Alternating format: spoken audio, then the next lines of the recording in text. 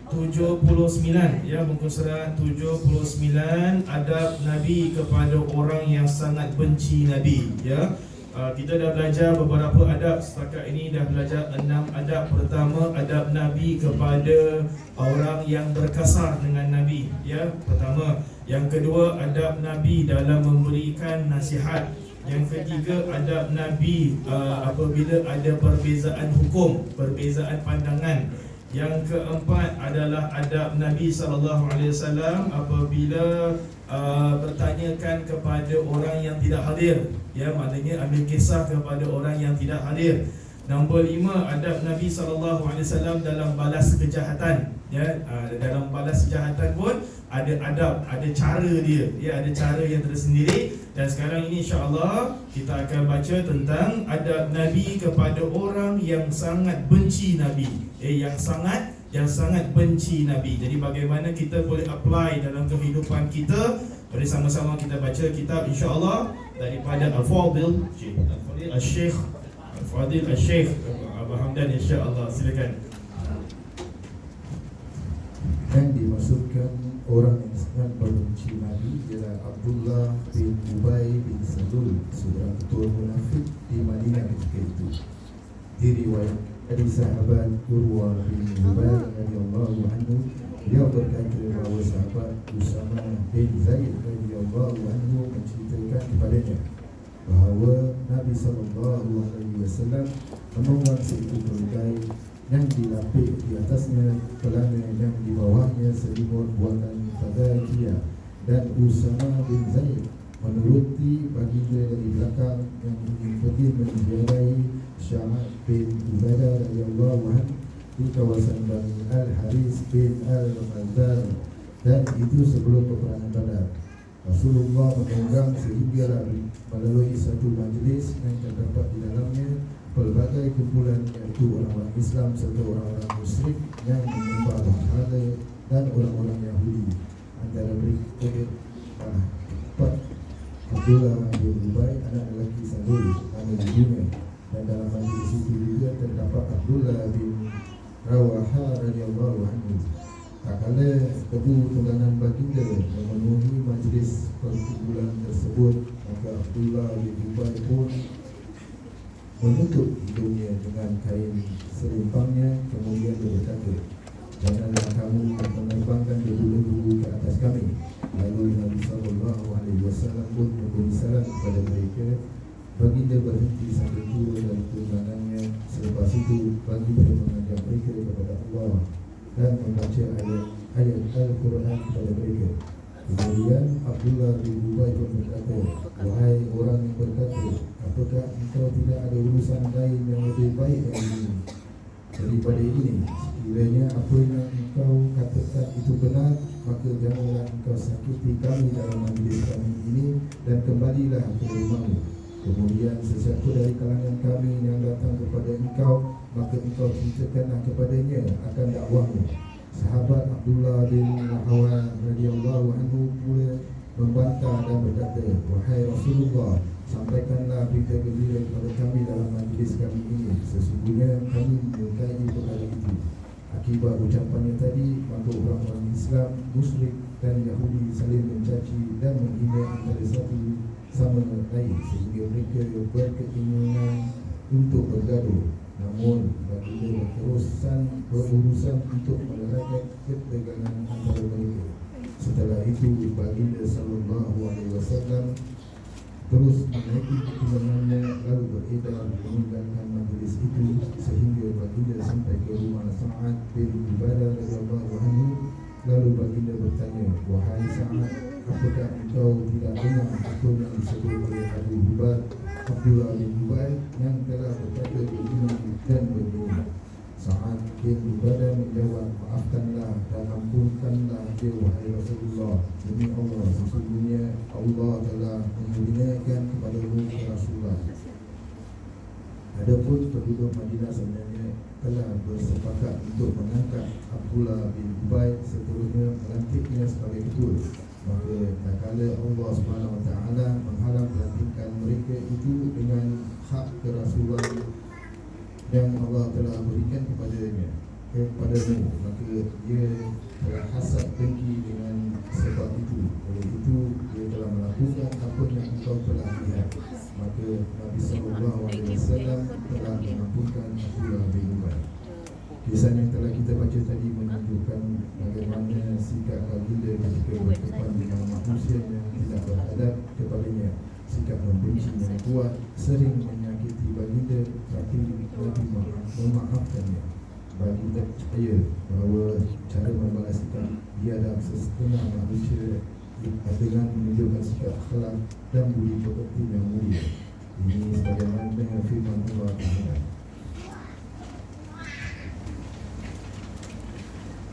Tidaklah sama perbuatan yang baik dan perbuatan yang jahat. Tolaklah kejahatan dengan perbuatan yang baik. Iaitu contohnya Allah telah memerintahkan agar orang beriman itu bersabar ketika marah dan memaafkan orang yang menyakiti mereka. Hingga kan jika ada permusuhan di antara kamu dan dia itu, maka seolah-olah seperti dia itu adalah teman yang rapat kerana kebaikan yang kamu tunjukkan kepadanya. Dan tidaklah dikurniakan sifat mulia tersebut melainkan orang-orang yang sabar. Dan tidaklah dikurniakan sifat mulia itu melainkan orang yang mendapatkan kebaikan besar. Beginilah pendidikan Al-Quran kepada Rasulullah SAW dan kepada umatnya agar jangan suka membalas kejahatan dengan kejahatan, tapi tunjukkanlah akhlak dan adab yang mulia kepada mereka yang berakhlak tidak baik. Malahan Baginda pernah sembahyangkan jenazah Abdullah bin Ubay, seorang munafik yang telah disebutkan tadi. Sedangkan Umar bin Khattab radhiyallahu anhu menasihatkan baginda agar jangan solatkan jenazahnya kerana beliau ini adalah seorang munafik dan sering menyakiti Rasulullah SAW dan para sahabat. Walaupun begitu, baginda tetap juga melakukan solat jenazah kepadanya, sehingga ayat Al-Quran diturunkan memberitahu agar jangan lagi melakukan solat kepada mereka ini oleh munafik kerana mereka sebenarnya telah menjadi kafir.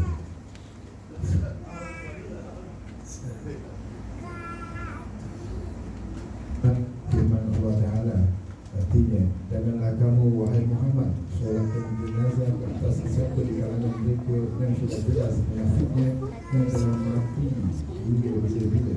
Dan janganlah kamu berdiri di atas kubur-kubur mereka, sesungguhnya mereka telah kafir kepada Allah dan Rasulnya dan mereka mati dalam keadaan fasik. Ketujuh. Okey, baik. Terima kasih Abang Hamdan atas bacaannya banyak insya-Allah. Baik, abang-abang akak teman-teman dirahmati Allah Subhanahu Wa Taala, topik yang ke-6 ini kita bincangkan tentang adab Nabi kepada orang yang benci Nabi sallallahu alaihi wasallam. Ya, di mana maklum kita tahu bahawasanya Nabi SAW bukan hanya fikir kepada orang yang sayang Nabi, bukan hanya layan kepada orang yang sayang Nabi, bahkan orang yang benci Nabi SAW pun Nabi melayan dengan cara yang tersendiri. Tapi cara Nabi adalah untuk menunjukkan akhlak yang baik kepada orang yang tidak menunjukkan akhlak yang baik kepadanya. Ya, itu cara Nabi SAW. Daripada kisah yang tadi Abang Hamdan baca banyak-banyak lebar tu banyak-banyak lebar tu, ada beberapa kisah yang kita tahu. Yang pertama adalah cerita Abdullah bin Ubay bin Salul. Ya, beliau ini adalah seorang yang asalnya memang orang Islam, tapi oleh kerana dia mengelakkan, dia menafikan hak kerasulan, dia menafikan tentang kewajiban Allah Subhanahu Wa Taala, maka Allah Subhanahu Wa Taala telah mengatakan dia ni adalah sebagai seorang munafik. Munafik dari sudut bahasa maknanya dia seorang yang penipu. Nanti insya-Allah kita akan bincangkan apakah tanda-tanda orang munafik. Tanda-tanda orang munafik. Jadi itu yang pertama Bapak Akak Pertama ialah cerita Abdullah bin Ubay, yang di mana beliau ni memang ketua munafik. Dia ketua, maknanya dia memang benci Nabi SAW. Dia malah dia nak memesongkan orang Islam terhadap Rasulullah SAW. Itulah seorang munafik. Seorang munafik. Yang kedua adalah kalau kita lihat antara kisah yang kita boleh belajar daripada cerita ni adalah cerita Umar bin Khattab radhiyallahu anhu. Umar bin Khattab radhiyallahu anhu, asalnya kan beliau ni adalah orang yang amat benci benci Nabi SAW. Ya, malah beliau inilah antara orang yang zahirnya berterus terangnya nak bunuh Nabi SAW. Ya, terus terang dia bukan sembunyi-sembunyi, simpan senyap-senyap, simpan bawah, simpan senjata bawah apa-apa kan, tapi dia secara terang-terang cakap yang aku ni nak bunuh Nabi SAW. Tu kita tahu kisah Umar bin Khattab, seorang yang bengis, seseorang yang memang panas baran. Ya, malah dalam riwayat mengatakan bahawasanya apabila kalau Umar berjalan, syaitan semua pun takut. Syaitan semua pun bertakut.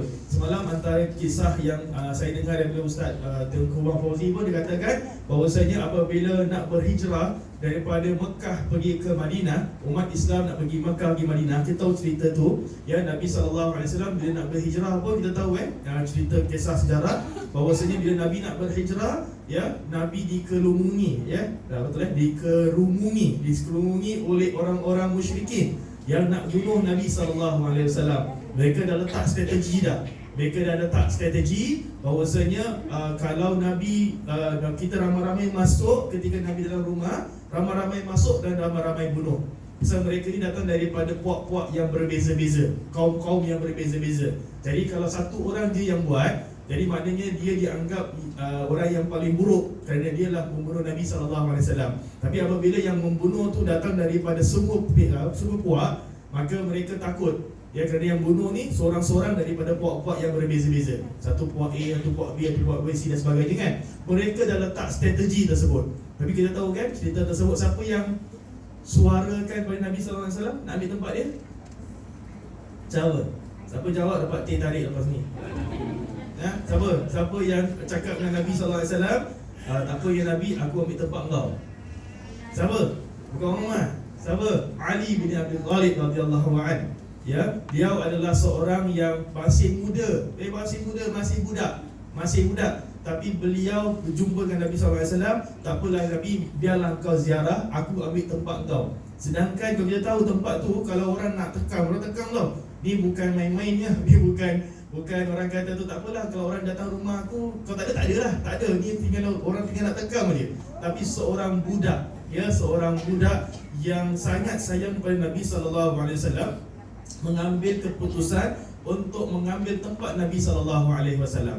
Jadi walaupun mereka telah letakkan strategi macam mana sekalipun, yang berkuasa, yang maha berkuasa siapa? Allah Subhanahu Wa Taala. So apa yang Allah buat? Allah jadikan mereka ni semua tidur. Ya, Allah jadikan mereka ni semua tidur. Siapa yang buat mereka tidur? Allah Subhanahu Wa Taala. Bukan cerita macam cerita apa? Pak Dojo Empat Belalang.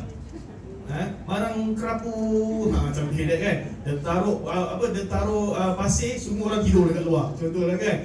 Nabi tak buat macam itu. Nabi tak buat macam itu. Yang buat tu adalah yang kasi mereka ngantuk adalah Allah Subhanahu Wa Taala. Apa yang kita boleh belajar? Letaklah planning macam mana, letaklah strategi macam mana. Tapi kalau Allah inginkan yang lain, pasti Allah akan berikan yang lain tersebut. Ya? Dalam Al-Quran pun sering kita kongsikan, ada benda yang kita suka, tapi Allah kata ni bukan yang terbaik buat engkau. Ada benda yang kita tak suka, Allah kata inilah yang terbaik buat engkau. Ya, jadi kita harus letakkan usaha, tapi sambil letakkan usaha tu, letakkanlah juga harapan pada Allah Subhanahu Wa Taala. Ya. Saya baru-baru pernah dalam pengalaman saya tanya dengan pasangan. Yang satu pernah nikah, dah ada 4 anak. Lagi satu dah nikah, dah ada, dan kali ketiga nikah, dah ada 3 anak, dah ada 5 anak. So bila diorang nak start kahwin ni, kira-kira dah ada 9 anak. Automatik dah ada 9 anak. Jadi saya kata, apakah persiapan, kenapa nak nikah, apa persiapan nak buat ni, nak nikah lagi ni dan sebagainya. Dia kata, Ustaz, tak apalah Ustaz, saya redha je Ustaz. Saya redha je, hari ni kalau jodoh lah Ustaz, besok lusa kalau dah tak jodoh dah cerai lah. Saya kata, macam ni macam gini ke cara awak nak nikah sampai dia kan? Takut saya dengar. Takut saya dengar. Saya kata, kita nak nikah, memanglah kita cakap ni, kita serah pada Allah Subhanahu Wa Taala. tapi harus ada usaha ya untuk memakmurkan, untuk menjadikan rumah tangga kita bahagia dan sebagainya ya. Tapi kalau kita dah letak usaha, memang kadang-kadang yang terbaik tu adalah perpisahan lah jadinya. Tapi janganlah kata awal-awal sebelum nikah dah kata kita redha aja Ustaz. Kalau ada jodoh lah, tak ada jodoh lah ya. Simple gitu Bayangkan kalau besok lusa anak kita sekarang tengah ambil PSLE kita suruh anak kita, cucu kita belajar, tak apa lah mak, redha aja. Kalau Allah tetapkan saya pas mak. Kalau fail lah mak tak percaya ke daripada redha Allah?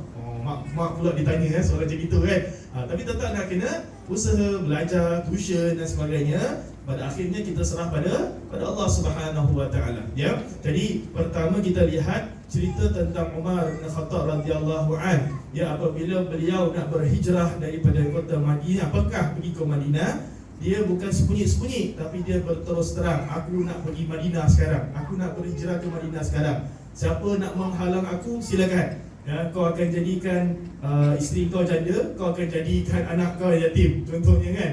Sampai tahap macam itu, beraninya Umar bin Khattab radhiyallahu an. Tapi orang yang berani, yang nak bunuh Nabi sallallahu alaihi wasallam inilah yang menjadikan dia paling rapat dengan Nabi sallallahu alaihi wasallam. Sebab kalau kita lihat ayat yang dalam muka surat 82 tadi kan, tidaklah sama perbuatan yang baik dan perbuatan yang jahat ya. Maknanya kalau Nabi sallallahu alaihi wasallam dia menolak keburukan itu dengan kebaikan, itulah hasilnya apabila Nabi melayani Umar bin Khattab yang terang-terang nak bunuh Nabi sallallahu alaihi wasallam, tapi pada akhirnya beliaulah yang paling rapat dengan Nabi sallallahu alaihi wasallam, beliaulah yang paling sayang kepada Nabi sallallahu alaihi wasallam ya. Jadi itulah cerita mengenai Umar bin Khattab radhiyallahu an. Yang ketiga kita boleh belajar daripada cerita ini, daripada kisah ini adalah cerita peperangan Badar.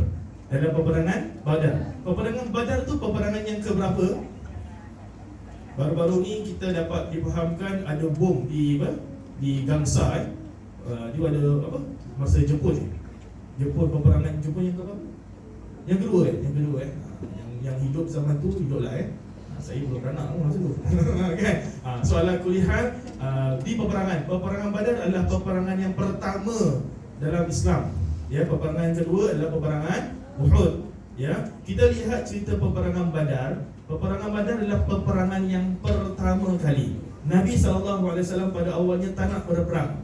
Kerana apa? Kerana dalam peperangan tu pasti ada pertumpahan darah, pasti ada sifat dendam, iri hati dan sebagainya.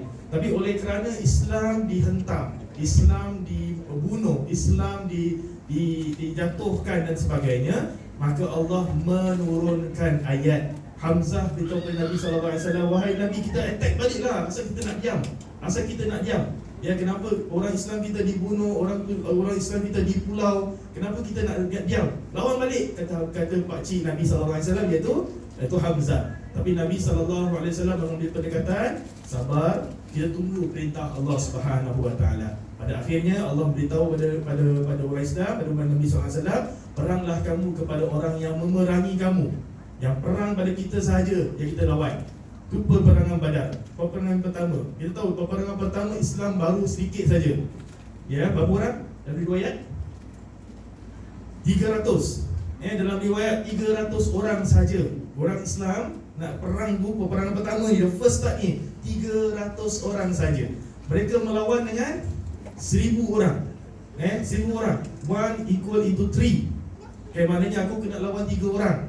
Satu orang tu aku kena lawan 3 orang. Bayangkan Tapi oleh kerana keberanian pertama, nombor 2 adalah keimanan. Mereka percaya kepada Allah Subhanahu Wa Taala. Ya, mereka percaya Allah akan bantu mereka. Dan memang walaupun 300 orang lawan dengan 1000 orang, lalu yang menang siapa? Yang menang tu adalah orang Islam sendiri. Ya, yang menang orang Islam sendiri. Kerana apa? Pertama, strategi. Strategi. Nabi SAW adalah seseorang yang pandai buat strategi dalam peperangan tersebut. Ya, tapi pada masa juga Nabi SAW kata kepada mereka, ingat Allah Subhanahu Wa Taala. Pasal yang akan bantu adalah Allah Subhanahu Wa Taala. Dalam riwayat katakan Allah turunkan malaikat-malaikat untuk bantu orang Islam masa tersebut. Tak nampaklah. Tak nampaklah kan. Tapi maknanya Nabi SAW beritahukan umat Islam, kita lawan dengan penuh kasih sayang, ya, dengan penuh keikhlasan. Allah akan bantu kita. Later on Allah akan bantu kita. Ya, Allah akan bantu kita. Jadi itulah keimanan, tahap keimanan seorang sahabat, para sahabat radhiyallahu an apabila diminta untuk memerangi orang-orang musyrikin. Ya, orang musyrikin. Tapi tadi Nabi kata apa? Nabi pertama buat planning. Nombor dua, Nabi SAW memberikan keyakinan, keimanan. So peranan seorang ketua pun memainkan peranan. Dia bukan hanya pandai planning, tapi juga dia pandai memberikan peringatan, nasihat, bahawasanya nak pun balik kepada Allah Subhanahu Wa Taala. Letaklah plan macam mana. Saya kalau buat event besar-besar kat masjid, kat luar dan sebagainya, event kalau minggu depan kat Masjid Sultan contohnya, saya kata kita dah buat planning ni, kita dah buat planning cantik dan sebagainya kan. Tapi kadang-kadang dalam buat planning ni pasti ada kegencotan. Pasti ada kegencotan. Malam saya pergi Masjid Al-Khair, saya tanya dengan kawan saya, dia kata, oh tak cukup makan, last minute pergi order makan. Last minute pergi order makan, betul dia. Last minute pergi order makan. Ya, last minute pergi order makan. Asalnya order 700 paket. 700 paket tak cukup. Dan dia kira-kira tak cukup 700 macam. Ya, ni dahsyat ni orang cukang ni. Orang cukang memang dahsyat baik ya. Puji sendirilah pasal orang saya tinggal ada tukang. Puji sendirilah insya-Allah kan. Jadi dia kata tak cukup 700. Dapat planning. Pergi order last minute, pergi order makan. Yang dia ni order 100 paket, yang ni apa yang ada nasi ayam, bawa je lah tak kisah. Ya, bila bawa balik tu ada yang bawa biryani, ada dapat nasi ayam, ada dapat mi, saya dapat mi. Mi pun mi lah ya. Alhamdulillah Allah dah kasih kan. Orang dapat nasi, aku dapat mi. Bedal aja lah balik malam kan. Bedal aja lah. Bismillah, bedal aja kan. So lepas nak bilang sini lah. Jangan marah kan. Satu, ialah kita dah planning, tapi kita harus bersedia tentang ada kegencotan yang ada. Kalaulah dah order 700 plus 200 paket order lagi, tak cukup, tak marah? Tak marah tak kita? Tak marah, tak payah marah. Tak payah marah. Pasal apa? Dah buat perancangan, dah tak ada rezeki dah. Tak payah dah bawa balik. Ni masjid ni bayar stop. Aku datang awal-awal aku dapat mi je. Orang lain dapat nasi biryani, sedap. Aku dapat mi goreng biasa je ni sampai ada. Ni kan Allah dah tetapkan. Dah kan, cukup saja ya. Satu. Yang penting kita dah buat perancangan. Ya, dah buat perancangan. Jadi kalau saya buat program dengan kawan-kawan dan sebagainya, saya kata kita dah buat perancangan, dah buat planning. Tapi dalam buat planning ni pasti ada kegencotan. Satu rule saya ialah, pertama, jangan naikkan suara. Jangan naik suara. Dalam kegencotan itu, dalam kekecohan macam itu, jangan naik suara. Pasal the moment you naik suara, you dah marah orang lain, dah habis. You dah boring. Dia ni boring, dia ni boring, dia ni dan sebagainya. Walaupun niatnya baik, tapi caranya mungkin salah lah. Ya, jadi pertama kita tengok Nabi SAW punya cara ialah bukan hanya buat planning, tapi juga remind kepada orang Islam ya, bahwasanya intansurullah yansurukum. Jika kita bantu Allah, Allah akan bantu kita. Jika kita bantu agama Allah, Allah akan bantu kita. Kita bukan buat benda yang bukan. Kita bantu agama Allah Subhanahu Wa Taala. Kita bukan nak lawan because dia bunuh anak kita, tidak. Tapi kita nak lawan because kita nak menegakkan agama Islam. Itu cara Nabi SAW. Jadi Nabi meletakkan satu harapan juga kepada orang-orang Islam dan sebelum mereka melaksanakan peperangan. Dekat sini juga kita belajar tentang perangai Abdullah bin Ubay. Mereka adalah orang yang dengki dengan Nabi SAW. Dengki ini kita tahu benda baik tak baik. Dengki, tahu dengki tak? Dengki maksudnya macam kita iri hati lah yang orang dapat kan. Kita tengok iri hati. Hari ni iri hati dengan Ustaz Arun punya baju, iri hati lah dengan baju dia kan. Iri hati, kenapalah aku punya baju tak macam dia, contohnya kan. Mungkin ada orang iri hati dengan saiz baju. Kenapa saiz baju dia besar aku iri hati lah dengan saiz dia. Contoh ya. Aku iri hati lah dengan songkok dia. Semua nak dan kuliah. Okey, maknanya iri hati, dengki ya, dengki ataupun hasad, kita nak jatuhkan orang tu. Kalau kita hasad ni umumnya memang tidak baik. Ya, tidak baik, memang tak sepatutnya ada. Tetapi Nabi kata apa? Ada dua perkara yang dibolehkan hasad. Siapa tahu? Dua benda je yang dibolehkan hasad, yang boleh iri hati ada, yang boleh ada dengan dua benda je. Dua empat je yang kata Nabi SAW boleh ada sifat hasad, ada sifat iri hati. Apa dia? Yang pertama adalah ilmu ya. Kenapalah aku tak ada ilmu macam dia ya. Kalau aku ada ilmu macam dia, Masya Allah, mungkin aku banyak lebih faham tentang agama Islam. Mungkin aku banyak dapat berkhidmat. Mungkin aku banyak melakukan ibadah. Mungkin macam-macam. Ya, kadang-kadang orang kita boleh jadi orang yang biasa, tapi ilmu kita wow, luar biasa. Ya, kadang-kadang kita low profile, very low profile, tapi bila dia berbual, Masya Allah, ilmu dia, oi. Saya percaya, saya personally kakak abang-abang, kawan-kawan, saya percaya setiap orang ni ada ilmu yang tersendiri. Bukan ilmu yang tak baik tau, ilmu yang baik, ilmu yang baik. Tapi ilmu tu bukan hanya daripada sudut sertifikat dalam kelas aja. Tetapi kadang-kadang ilmu tu yang saya katakan di sini adalah equal itu pengalaman. Ya, pengalaman hidup. Ya, pengalaman hidup. Sebab kalau sekarang ni alhamdulillah saya InsyaAllah tak lama lagi, tak tahu bila, saya baru diminta untuk engage dengan prison. Ya, dengan orang-orang yang dalam prison, ya, dalam prison. Untuk engage dengan mereka lah, ya, pasal kena mula dengan program dan sebagainya.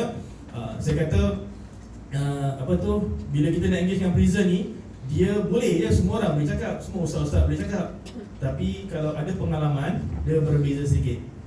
Okay, baru-baru ni ada seorang inmates tu tahu dia seorang yang pernah masuk dia keluar dia kata, Ustaz, kalau saya kongsi Ustaz, memang budak-budak ni memang lebih dengar saya lah Ustaz. Cakap betul lah, memang betul, memang tak dapat dinafikan. You letaklah Ustaz hebat macam mana pun, ya, tapi kalau yang berkongsi tu ialah ex-inmates, ya, dia punya share lebih mantap daripada orang yang ada ilmunya. So ilmu tu ada dua, ilmu yang berdasarkan ilmu, tapi nombor dua, ilmu yang berdasarkan pengalaman. Sebab saya kata kadang-kadang kita yang dah berumur, yang lebih pengalaman umur dah 20 tahun, 30 tahun dan sebagainya, you all ada pengalaman. Konteks ilmu mungkin kita ada sikit-sikit, macam mana nak buat ni, macam mana nak buat ni dan sebagainya. Tapi pengalaman itulah yang kadang berharga. Cuma selalu saya nasihatkan kepada pasangan yang nak nikah. Saya kata, yes, ada pasangan cakap saya, Ustaz, tak nak lah Ustaz, saya tak nak pergi kursus rumah tangga lah Ustaz, pasal saya percaya dengan pengalaman. Saya kata pengalaman nanti awak akan dapat, tapi sekarang nak start ni, awak perlu ada ilmu. Ya, perlu ada ilmu macam mana nak kahwin ni, macam mana nak jalankan tanggungjawab ni. Itu perlu ada ilmu.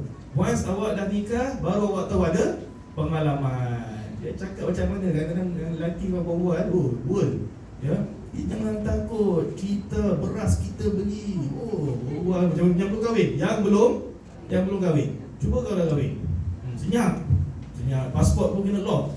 Nak pergi mana pun tak boleh pergi mana-mana. Nak pergi mana bawa saya sekali, contohnya kan. Itu pengalaman hidup. Yang tak pengalaman akan berbual kan. Tapi kalau yang ada pengalaman tu lain, contohnya, ya. Jadi the point saya nak bilang sini lah, ilmu ni kadang-kadang ada yang berbentuk pengalaman dan ada yang berbentuk kelas, konteks dan sebagainya. So ilmu, kata Nabi SAW, boleh ada sifat iri hati. Maknanya kita katakan, kalaulah saya ada ilmu, saya ada kefahaman macam dia, insya-Allah mungkin lebih selamat, ya, mungkin lebih baik kot. Contohnya itu dibenarkan. Yang kedua, hasad yang dibenarkan adalah harta. Kenapa iri hati dengan harta? Harta tu bukan harta ni, mak dia ni banyaknya harta, dia ni banyaknya duit. Tak. Maknanya kita iri hati, kalaulah aku ada harta, pasti aku boleh beramal lebih. But ingat kadang-kadang kita minta sesuatu benda yang Allah belum bagi, sedangkan apa yang Allah dah bagi ni pun kita tak boleh buat. Faham tak saya? Ustaz, saya tunggu kalaulah saya ada gaji lebih besar Ustaz, pasti saya boleh kasih sedekah Ustaz. Dan pasti saya boleh kasih sedekah. Takut bila dah gaji dah besar, beramal pun tak. Cakap aja. Pasal bila cakap tak cukup, semua orang akan cakap tak cukup. Gaji 2,000 akan cakap tak cukup.